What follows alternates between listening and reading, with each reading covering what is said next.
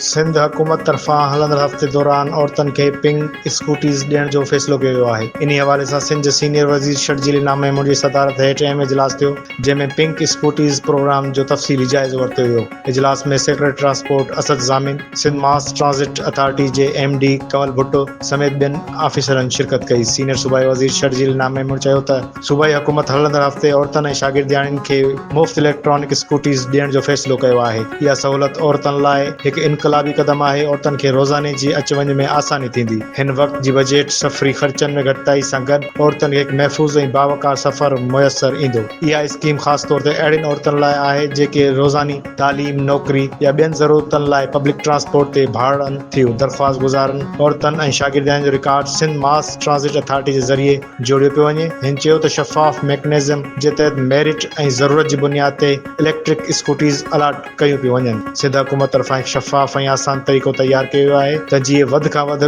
औरतूं इन सहूलियत मां फ़ाइदो हासिल करे सघनि। शर्जील इनाम में वधीक चयो त हुकूमत चाहे थी त औरतूं पंहिंजी ज़िंदगीअ जे हर शोबे में ख़ुदि मुख़्तियार थियनि ऐं इहा स्कीम इन लाइ हिकु मस्बत क़दम साबित थींदी। समूरी शागिर्दियाणियुनि ऐं नौकरी कंदड़ औरतुनि खे इन सहूलियत मां भरपूर फ़ाइदो खणणु घुरिजे। सिंध हुकूमत चाहे थी त औरतुनि खे अहिड़ा मौक़ा ॾिना वञनि जिन मां हू तालीम, नौकरी ऐं ॿियनि सरगर्मियुनि में पूरी तरह हिसो वठी सघनि।